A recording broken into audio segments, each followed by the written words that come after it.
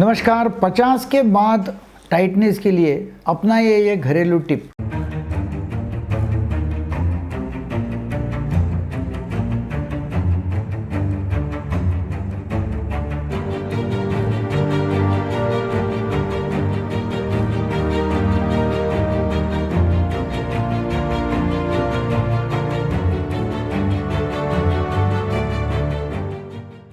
Sexual health और mental health पर पिछले कई सालों से मैं काम कर रहा हूँ। आज हम एक ऐसे विषय पर बात करने वाले हैं जिसके बारे में कम लोग सोचते हैं, और वो है हाइड्रेशन।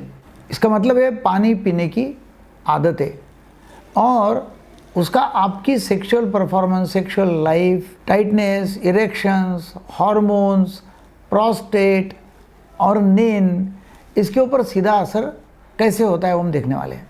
क्या होता है कि चुप्पी, डर और शरीर का संदेश एक बहुत सिंपल ट्रुथ से शुरू करते हैं। 40 साल के बाद हर दो में से एक पुरुष किसी ना किसी प्रकार की सेक्सुअल परफॉर्मेंस इशू से जूझता है। फिर भी ज़्यादातर पुरुष इस पर किसी से बात करते नहीं हैं, न अपने डॉक्टर से, न अपनी पत्नी या पार्टनर से। ये चुप्पी एक छोटे से फिजिकल सिग्नल को एक बड़ा इमोशनल बोझ बना देती है। पुरुष मन ही मन सोचने लगते हैं, क्या मेरा शरीर मुझे भी दगा दे रहा है, बिट्रे कर रहा है? क्या मैं बहुत बूढ़ा हो चुका हूँ? क्या अब मुझे कुछ किया नहीं जा सकता? अब तो कुछ पढ़ाई नहीं है, अब तो उम्र हो गई है। लेकिन सच क्या है? सच ये है कि आपका शरीर फेल नहीं हो रहा है। वो शरीर आपसे कम्युनिकेट कर रहा है, संवाद कर रहा है। और इस संवाद के सबसे सिंपल तरीकों में से एक है प्यास, थर्स्ट और आपका हाइड्रेशन का पैटर्न। आप दिन भर में कैसे, कब और क्या पीते हैं, ये आपकी सर्कुलेशन, हार्मोन्स और इरेक्शंस पर भी असर करता है। तो इरेक्शन क्या है? इरेक्शन सिर्फ एक सेक्सुअल इवेंट नहीं है, ये एक वैस्कुलर इवेंट है। अब साइंटिफिक तरीके से इसको समझते हैं। एक इरेक्शन सिर्फ ऐसा नहीं है कि सेक्स करना है, इरेक्शन करना है और सेक्स कर लिया, नहीं। ये वैस्कुलर इवेंट है और आपके ब्लड वेसल्स कितने अच्छे तरह एक्सपांड हो पा रहे हैं, आपका हार्ट कितना एफिशिएंटली पंप कर रहा है, पंपिंग करता है हार्ट, आपका सर्कुलेटरी सिस्टम, शरीर के सबसे छोटे छोटे जो कैपिलरीज है वहाँ तक ऑक्सीजन और न्यूट्रिएंट्स पहुँचा पा रहा या नहीं पा रहा है, ये सभी इम्पॉर्टेंट है। और ये सभी का रिफ्लेक्शन है एक इरेक्शन, टाइटनेस। और हर टाइटनेस एक तरह से आपके कार्डियोवैस्कुलर हेल्थ का एक टेस्ट है। अब यहाँ आता है पानी का रोल। पानी जो है वो सर्कुलेशन करने में की रोल निभाता है। जब आप हल्के से भी डिहाइड्रेटेड होते हो, यानी बॉडी वाटर सिर्फ 2% से भी कम हो जाए, तो आपका खून गाढ़ा हो जाता है, विस्कस हो जाता है खून। मतलब कम पानी है तो खून गाढ़ा हो जाएगा। हार्ट को ज़्यादा मेहनत करनी पड़ती है, ब्लड फ्लो धीमा हो जाता है यदि पानी कम है तो। एंडोथेलियल सेल्स, जो आपकी ब्लड वेसल्स की इनर लाइनिंग है, वो कम नाइट्रिक ऑक्साइड बनाती है। और नाइट्रिक ऑक्साइड वही मॉलिक्यूल है जो पेनिस की आर्टरीज की स्मूथ मसल्स को रिलैक्स करता है। और स्मूथ मसल्स एक बार रिलैक्स हो गई तो ब्लड अंदर आता है, अंदर भर जाता है और फिर फर्मनेस बनती है। ये पूरा साइकिल है। अभी कई रिसर्च पेपर्स है, जैसे जर्नल ऑफ अप्लाइड फिजियोलॉजी, इसमें जो स्टडीज़ छपी हुई है वो दिखाती है कि हल्की डिहाइड्रेशन भी प्लाज्मा वॉल्यूम कम कर देती है, ब्लड प्रेशर और वेसल डायलेशन घटाती है, और इससे nitric oxide production directly affect होता है, जो टाइटनेस के लिए बहुत काम में आता है। तो एक सिंपल भाषा में बोलना है तो यदि आप एक हैबिचुअली कम पानी पीने वाले हो तो आपकी ब्लड वेसल्स को ज़रूरत के समय उतना एक्सपांड होने में मुश्किल होती है, बड़ा होने में मुश्किल हो जाती है। मतलब कम पानी पीने वाले जो लोग हैं उनको जितनी इरेक्शन के लिए ज़रूरी है उतने ब्लड वेसल्स एक्सपांड होते नहीं है। इसलिए हाइड्रेशन कोई एक्स्ट्रा पॉइंट नहीं है, हेल्दी इरेक्शन के लिए बायोलॉजिकल रिक्वायरमेंट है। और वैसे ही डिहाइड्रेशन से थकान और कमज़ोर रिस्पॉन्स आता है। जो पुरुष रोज़ रोज़ कम पानी पीते हैं वे अक्सर ये कंप्लेंट्स बनाते हैं कि वो जल्दी थक जाते हैं, एनर्जी लो रहती है, अराउजल पर वीक रेस्पॉन्स आता है, मूड जो है वो इरिटेबल रहता है। क्यों? क्योंकि उनका सर्कुलेटरी सिस्टम जो है, खून जो बहता है अंदर, वो ऑप्टिमल कैपेसिटी से नीचे काम कर रहा होता है।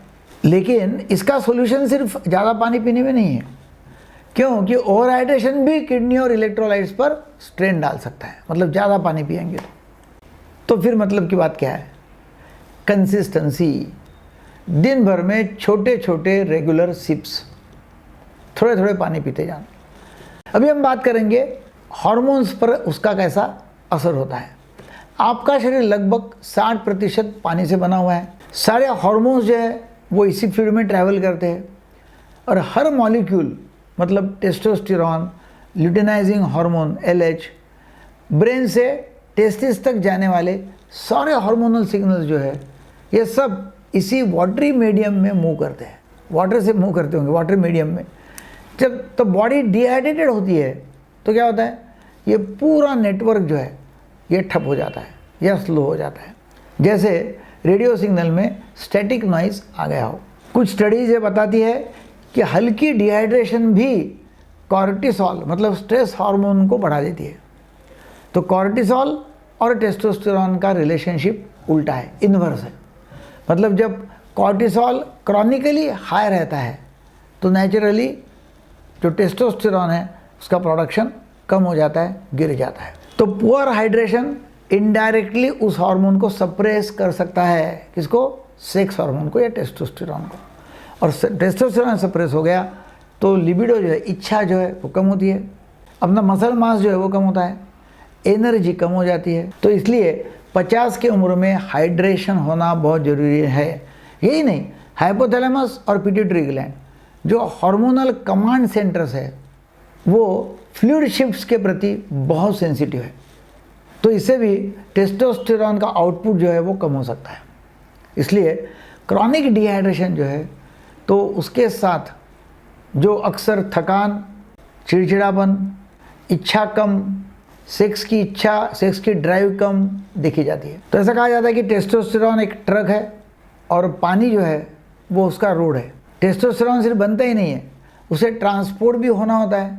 ये ब्लड में प्रोटीन से बाइंड होकर चलता है, और जब ब्लड गाढ़ा हो जाता है क्योंकि आपने कम वाटर पिया तो हार्मोन्स की जो डिलीवरी सिस्टम है वो अफेक्ट हो जाती है, वो कम एफिशिएंट होती है। तो इससे क्या होगा? फिर लिबिडो लो होगा, मॉर्निंग एनर्जी कम रहेंगी, थकान जल्दी आएंगी। तो ऐसे समझो कि टेस्टोस्टेरोन एक डिलीवरी ट्रक है और हाइड्रेशन वो सड़क है जिस पर ट्रक चलता है। रोड स्मूथ और साफ होगा तो डिलीवरी टाइम पे पहुंचेगी। रोड यदि टूटा हुआ है, जाम है, अच्छा नहीं है, टाइम लगेगा, डिलीवरी पूरी होगी नहीं या डिलीवरी लेट होगी। इसलिए हार्मोन्स को सपोर्ट करने के लिए भी स्मार्ट हाइड्रेशन मतलब ज़्यादा हाइड्रेशन आवश्यक है। तो भी हम बात करेंगे प्रैक्टिकली करना क्या है। प्रैक्टिकली आपने दिन भर में छोटे छोटे हाइड्रेशन गोल्स सेट कीजिए, जैसा मिड मॉर्निंग, सुबह, फिर दोपहर खाना खाने के समय, फिर दोपहर को चाय पीने के समय। ऐसा एक एक गिलास आप ले सकते हैं। एकदम से बहुत सारा पानी लेने के बजाय स्लो एंड स्टेडी पैटर्न आप रखिए। थोड़ा थोड़ा सिप आपने लेकर रहना है। यदि आप बहुत ज़्यादा एक्टिव है, गर्म क्लाइमेट में रहते हैं तो इनटेक थोड़ा सा बढ़ाना पड़ेगा, लेकिन धीरे धीरे। और एक सिंपल स्टेप है, पानी को नरिशमेंट के साथ पेयर कीजिए। मतलब कैसा? पानी के साथ में सब्जी खाओ, फल खाओ, या थोड़ा सा मतलब और कोई तो भी ड्राई फ्रूट वगैरह खाओ।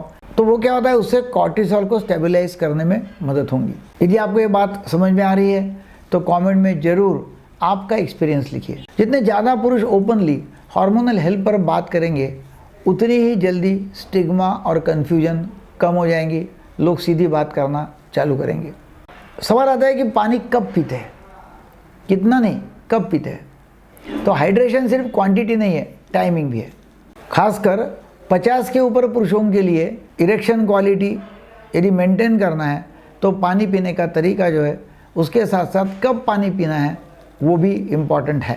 रात में जब आप सोते तो होता क्या है, बॉडी जो है ना वो टिश्यू रिपेयर करती है, हार्मोन्स बैलेंस होते हैं, वेसल्स अपनी फ्लेक्सिबिलिटी रिगेन करते, मतलब रिजुवेनेशन होता है। लेकिन अगर आप सोने से ठीक पहले बहुत सारा पानी पी लेते हैं तो फिर क्या होगा, आपको रात में बार बार वॉशरूम जाना पड़ सकता है और फिर आपकी नींद भी ख़राब हो जाएगी। तो आपको नींद भी ख़राब करनी नहीं है और सोने के पहले बहुत ज़्यादा पानी पीना नहीं है। तो इसमें क्या होता है कि बहुत ज़्यादा पानी पीते हैं तो डीप स्लीप साइकिल जो है वो टूट जाती है। उसमें क्या होगा, एंडोक्राइन सिस्टम डिस्टर्ब होंगी, टेस्टोस्टेरोन प्रोडक्शन कम हो जाएगा और फिर अगेन सेक्स में प्रॉब्लम है। हार्वर्ड हेल्थ फाउंडेशन का एक डेटा है, उसमें पाया गया है कि जिन पुरुषों की नींद फ्रैगमेंट है, टूटी फूटी है, उनके टेस्टोस्टेरोन लेवल्स जो है वो बहुत लो पाए गए हैं। मतलब टोटल नंबर घंटे जो है आपके वो बराबर है, मगर टूटी फूटी स्लीप है तो भी टेस्टोस्टेरोन कम है। तो रात को पानी बंद करना नहीं है, सोने के पहले बंद करना है। दिन भर स्ट्रेटेजिकली पानी पीते रहना है, हाइड्रेशन मेंटेन रखना है और एक स्टेडी फ्लो जो है वो आपको बरकरार रखना है। यूरोपियन जर्नल ऑफ न्यूट्रिशन में स्टडीज़ दिखाती है कि जब फ्लूइड इनटेक पूरे दिन में इवनली स्प्रेड होता है तो प्लाज्मा ऑस्मोलैलिटी बेहतर रहती है, यानी ब्लड में सोल्यूट्स की कॉन्सेंट्रेशन जो है वो बैलेंस रहती है और इससे सेलुलर फंक्शन और वैस्कुलर टोन भी बेहतर होता है। यदि सिंपल भाषा में कहना है तो कंसिस्टेंट हाइड्रेशन जो है, कंटिन्यूस आप हाइड्रेटेड रहते हैं, वेसल्स रिस्पॉन्स रहती है, मसल्स को ऑक्सीजन ठीक से मिलता है और इरेक्शन क्वालिटी ज़्यादा रिलायबल हो जाती है। अभी प्रैक्टिकल सॉल्यूशन और क्या है। नंबर 1, सुबह उठते ही एक पूरा ग्लास नॉर्मल पानी आपको पीना है, चाय या कॉफ़ी पीने के पहले। फिर उसके बाद में एक काम के बीच में सवेरे 9-10 बजे के बीच में फिर और एक गिलास पीना है। फिर लंच के आसपास एक गिलास नॉर्मल सिप करना है, लंच के आसपास एक पूरा 200 ml का गिलास। फिर दोपहर में 4-5 बजे एक गिलास पानी और उसमें इलेक्ट्रोलाइट पाउडर वगैरह आप डाल सकते हैं या फिर नारियल का पानी पी सकते हैं। और सोने से कम 3 घंटे पहले आपको लास्ट पानी पीने का है, क्योंकि 3 घंटे में फिर आपका पानी पूरा वॉश आउट हो जाएगा। उसके बाद में यदि पानी पीना है तो छोटे छोटे सिप्स लेना है यदि प्यास लगती है तो। रात को यदि आप पानी कम पीते हैं तो डेफिनेटली किडनी और ब्लैडर को आप रेस्ट मोड में लाते हैं और नॉक्टर्नल एन्यूरेसिस का जो प्रॉब्लम है वो भी इसमें ख़त्म हो जाता है। नींद अच्छी गहरी हो सकती है और हार्मोनल रिकवरी अच्छी हो सकती है। जैसे जैसे आपकी उम्र बढ़ती है वैसे वैसा आपका प्रोस्टेट का और ब्लैडर का प्रॉब्लम तैयार हो सकता है और वो इम्पॉर्टेंट होती है ना, वो एरिया। यूरिन ज़्यादा कॉन्सेंट्रेटेड हो सकती है, यूरिया, यूरिक एसिड जैसे वेस्ट प्रोडक्ट्स की कॉन्सेंट्रेशन बढ़ जाती है उम्र के हिसाब से, और ब्लैडर और प्रोस्टेट दोनों इरिटेटेड हो सकते हैं। क्या होता है कि इसमें यूरिनरी ट्रैक इन्फेक्शन जो है, मतलब सूजन, वो भी आ सकती है। और कई रिसर्च ऐसी बताती है कि आपको हल्की डिहाइड्रेशन भी हो, थोड़ा भी पानी कम हो तो आपको हाइपरट्रॉफी जो है, प्रोस्टेट हाइपरट्रॉफी जो है वो हो सकती है और उससे यूरिनरी सिम्टम्स जो है वो बढ़ सकते हैं। और दूसरी तरफ अगर आप शाम को या रात को पानी पी लेते हैं तो क्या होता है, यदि पानी पीते हैं आप ज़्यादा तो अर्जेंसी बढ़ जाएंगी, बार बार उठना पड़ेगा, बार बार वॉशरूम जाना पड़ेगा, उसमें नॉक्टर्नल एन्यूरेसिस मतलब जैसा प्रॉब्लम हो सकता है, स्लीप टूटी फूटी हो सकती है और फिर सूजन आ सकती है, जिसकी वजह से फिर प्रोस्टेट के ऊपर ज़्यादा स्ट्रेस पड़ता है। तो यदि आप पानी पीने का टाइमिंग मैनेज करते हैं तो रात को उठने का संभावना आपकी कम हो जाएगी। तो प्रोस्टेट को मेंटेन करना है, ब्लैडर को मेंटेन करना है बराबर, तो सोने के 3 घंटे पहले फुल गिलास आपने पानी पीना है, बाद में बंद करना है। उससे क्या होगा, नाइट में शांति की नींद होगी, टूटी फूटी नहीं रहेगी। वैसे ही रात के समय या शाम को कॉफ़ी, अल्कोहल या आर्टिफिशियल स्वीटनर्स जो है, जो ब्लैडर को इरिटेंट है, वो आपको अवॉइड करना है। यदि आपको पेशाब टपकती रहती, बीच बीच में लीक होती रहती है, तो पेल्विक फ्लोर एक्सरसाइजेज जो है वो करना ज़रूरी है। तो जेंटल बैलेंस हाइड्रेशन से प्रोस्टेट और ब्लैडर की हेल्थ अच्छी रहती है, डीप स्लीप आएंगी, टूटी फूटी नींद नहीं रहेंगी और सुबह जब आप उठते हैं तो आपको बहुत एनर्जेटिक रहेगा। और एक आपको देखना है कि सिर्फ हाइड्रेशन उपयोगी नहीं है, इसके साथ साथ आप मिनरल्स लेते हैं तो बहुत अच्छा होता है, क्योंकि पानी जो है वो अकेला अपना काम पूरी तरह कर नहीं पाता। उसके साथ यदि आप इलेक्ट्रोलाइट्स लेते हैं, जैसे कि सोडियम है, पोटेशियम है, मैग्नीशियम है, कैल्शियम है, ऐसे इलेक्ट्रोलाइट्स आप उसके साथ में लेते हैं तो बहुत ही अच्छा रहेगा। इनको हम कलेक्टिवली इलेक्ट्रोलाइट्स बोलते हैं, है ना। तो ये जो है वो उन साथ में लेना है ताकि पानी का अच्छा असर हो जाएगा, क्योंकि वो इलेक्ट्रोलाइट्स लेते हैं तो डेफिनेटली आपकी नर्व इम्पल्स अच्छी होगी, मसल कॉन्ट्रैक्शन अच्छा होगा, वेस्कुलर टोन बहुत बढ़िया होगा। तो अगर आप ये इम्बैलेंस कर लेते हैं या इम्बैलेंस हो जाता है तो आप चाहे ज़्यादा पानी पी भी रहे हो, हाइड्रेशन है, तभी भी इनकम्प्लीट हो सकता है। तो पानी के साथ में इलेक्ट्रोलाइट्स होना बहुत ही ज़रूरी है। मैग्नीशियम, पोटेशियम, सोडियम, ये जो है ना, ये इलेक्ट्रोलाइट्स से इरेक्शन और वेसल्स पर अच्छा असर डालते हैं। मैग्नीशियम इरेक्टाइल फंक्शन के लिए खास महत्वपूर्ण है। कुछ रिसर्च स्टडीज ऐसे बताती है कि मैग्नीशियम डेफिशिएंसी वाले जो पुरुष थे उनमें एंडोथेलियल डिसफंक्शन ज़्यादा कॉमन दिखाई दिया। इसका ही मतलब ऐसा है कि जो खून की नलियां हैं वो अंदर से ऐसी थी कि वो एक्सपांड नहीं कर पाती थी। मैग्नीशियम एक्सपांड करने में मदद करता है, नाइट्रिक ऑक्साइड सिंथेसिस में मदद करता है, सर्कुलेशन इंप्रूव करने में मदद करता है, आर्टरीज की स्मूथ मसल जो है वो रिलैक्स करने में मदद करता है, जिसमें पेनिस की आर्टरीज भी शामिल है। वैसे ही पोटेशियम बहुत ही अच्छा है ब्लड वेसल्स के लिए और सर्कुलेशन के लिए, और इरेक्शन सस्टेन करने के लिए बहुत क्रिटिकल होता है, जिससे ब्लड फ्लो भी बहुत अच्छा होता है। पोटेशियम के साथ साथ सोडियम भी ज़रूरी है, और यदि आप सोडियम बराबर मात्रा में लेते हैं तो डेफिनेटली वेसल्स को अच्छा रहेगा, वेसल्स हेल्दी रहेगी। क्यों? क्योंकि यदि आप सोडियम यदि ज़्यादा लेते हैं तभी प्रॉब्लम है, कम लेते तभी प्रॉब्लम है। तो सोडियम एक परफेक्ट मात्रा में होना ज़रूरी है। तो अभी एक मैं पावरफुल प्रैक्टिकल टिप देना चाहूँगा। आपने क्या करना है कि सुबह सुबह मिनरल रिच सी सॉल्ट लेना है, उसका एक पिंच लेना है, लेमन आप उसमें डाल सकते हैं, और यदि आप बहुत ज़्यादा गर्म एनवायरनमेंट में हैं तो इलेक्ट्रोलाइट्स के नेचुरल सोर्सेज जो है वो है बनाना, एवोकेडो, लीफी ग्रीन्स, दही या योगर्ट, नट्स, ये सब जो है ये इलेक्ट्रोलाइट रिलीज़ करते हैं, इलेक्ट्रोलाइट बढ़ाने में काम में आते हैं, और इनसे आपको अच्छे इलेक्ट्रोलाइट मिल जाएंगे।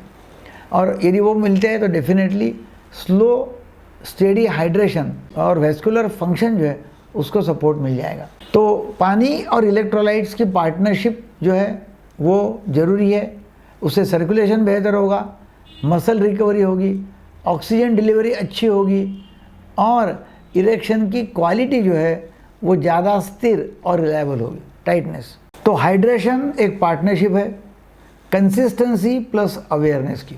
जितना प्रेडिक्टेबल आपका पैटर्न होगा उतना ही बेहतर आपका शरीर होगा, ब्लड प्रेशर आपका रेगुलेट होगा, हार्मोनल सिग्नल्स कोऑर्डिनेट होंगे, वेस्कुलर रेस्पॉन्स यानी इरेक्शन और सर्कुलेशन अच्छा होगा, और ये सब मैनेज हो जाएगा। कई पुरुष कुछ ही हफ्तों में महसूस करते हैं कि उनको स्ट्रॉन्ग मॉर्निंग एनर्जी आ गई, स्टेडी इरेक्शन आ गया, और ब्लैडर कंट्रोल में कंफर्ट आ गया। तो इससे छोटा स्टेप लेते हैं, एक समराइज़ करते हैं कि भाई ये अलग अलग कुछ बातें नहीं है, एक ही बात है कि वाटर इनटेक अच्छा रखना है, सिप करना है, जितना डिस्ट्रीब्यूट कर सकते हैं उतना डिस्ट्रीब्यूट करना है, इलेक्ट्रोलाइट लेना है, सोने के 3 घंटा पहले कम से कम पानी पीने का नहीं है ताकि नींद अच्छी हो जाए। ये सब आप करते हैं तो डेफिनेटली आपका इरेक्शन का प्रॉब्लम 50 के बाद में नहीं रहेगा। वीडियो आपको अच्छा लगा जरूर शेयर करो, सब्सक्राइब करो, लाइक करो। Thank you very much.